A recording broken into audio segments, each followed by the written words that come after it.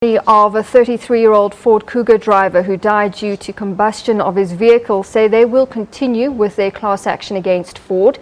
Yesterday, Ford announced the recall of over 4,500 Kuga 1.6 models after nearly 50 of the vehicles caught fire in South Africa.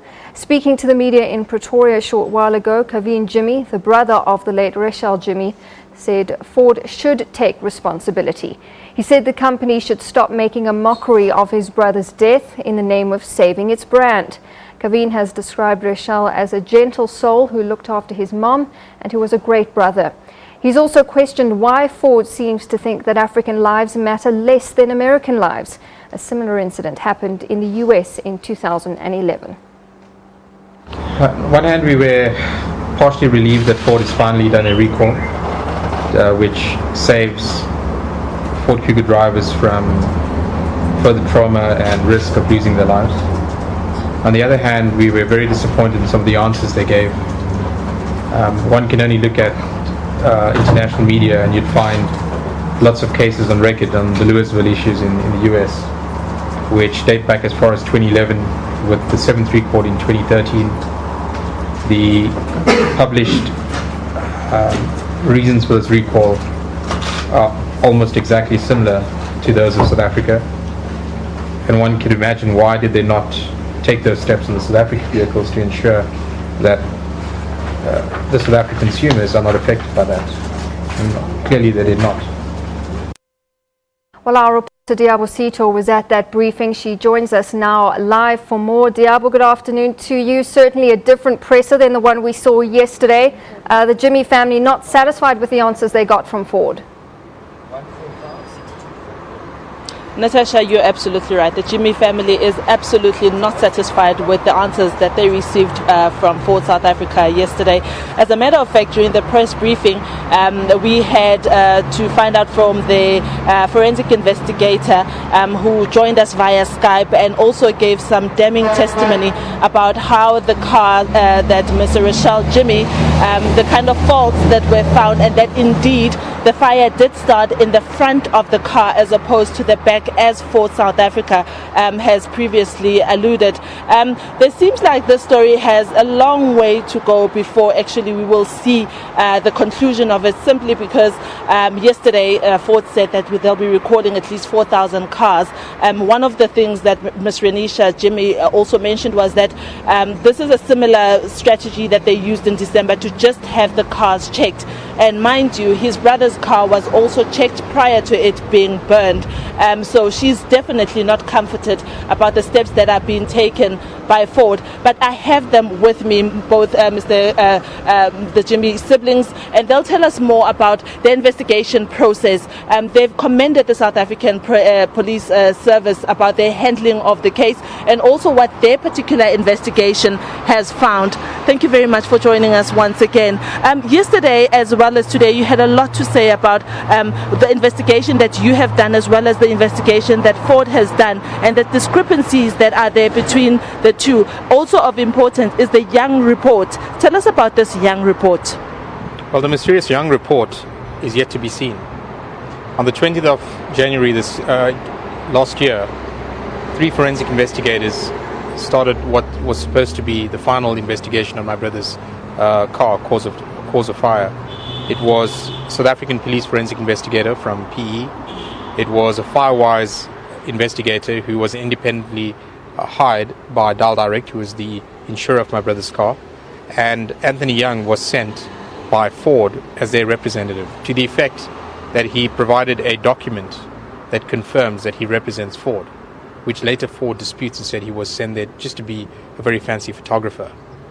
But at the end of that day, after 8 to 9 hours of tedious investigation, it was unanimously concluded that the fire started as a result of an electrical fault in the front towards the left side of the dashboard. This is by the same by the 3 investigators. So, not to put words in Young's mouth, but we had McLeod, who is the Firewise investigator, who went as far as to put an affidavit to Dr. Katso, which states that at the end of that day, Young was in agreement that the fire started at the front of the vehicle. We later find a report from Ford issued subsequent to 5 December last year, which states the fire starts in the boot of my brother's car, which is an insult to my family, to my brother, and to forensic science as we know it. And what's frustrating is that Ford almost takes glee in watching my family continue to mourn for my brother day on day with no start to closure. I don't think we'd ever forget the incredible life of my brother. But what we do need is closure. No parent should ever outlive their child. My mum is outliving her youngest son, and that is painful to watch for the rest of her children. To watch her mourn him every day, and everything she thinks about, everything she does has moments of him in it, reflections of him throughout her day. And that's hard. My fight is for South Africa against Ford, because they believe that we're a small country and they can get away with anything. Typical Goliath versus David story. Not that we're claiming to be David to take down Goliath. We're fighting an ethical battle, one that is built on science and 100% on truth and honesty. I can't say the same for Ford.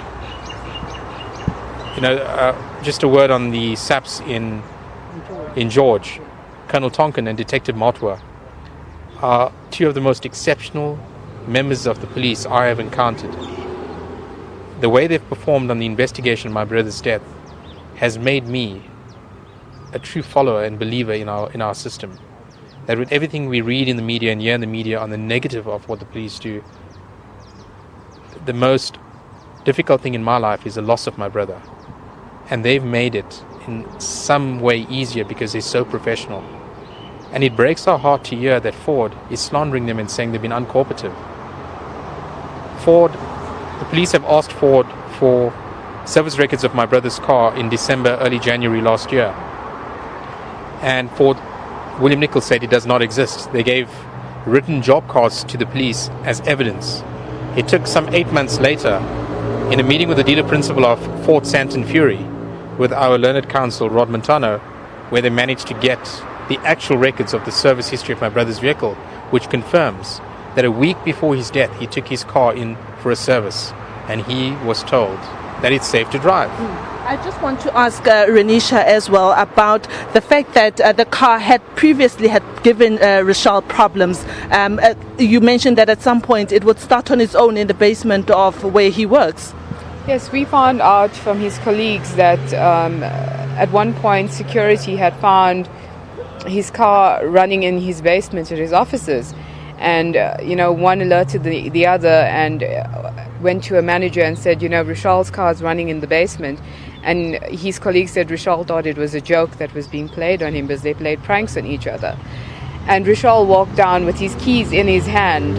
The security actually checked to open the doors and they couldn't. So Rishal came down with his keys, unlocked the car, and he switched it off.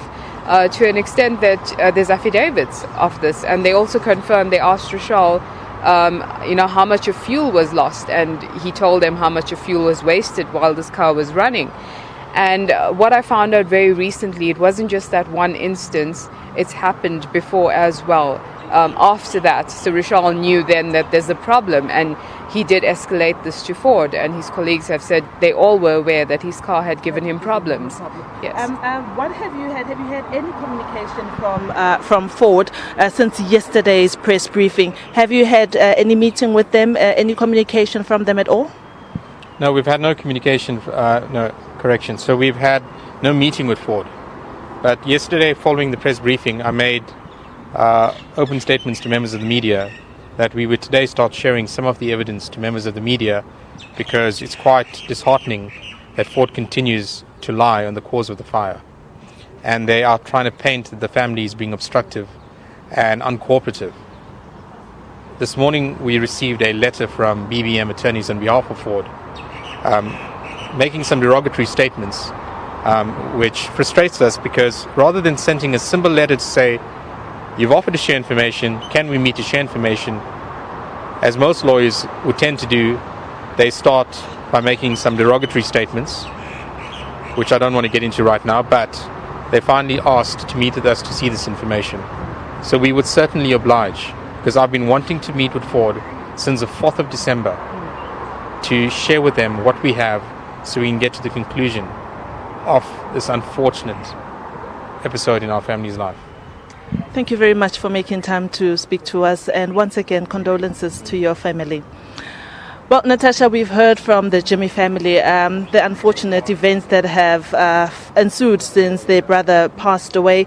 And of course, it's in the interest of both the family as well as Ford that this matter is quickly resolved. Earlier on, when I spoke to our colleagues, I mentioned that there was also some sort of misunderstanding between the National Consumer Commission together with the Jimmy family. They've subsequently, in my presence, sorted that out and mentioned that it was indeed a misunderstanding between the two parties. Of course, the SABC will continue to follow the Ford case very, very closely to see what transpires out of it. Diabo, thank you very much. Diabo Sito with members of the Jimmy family live from Pretoria.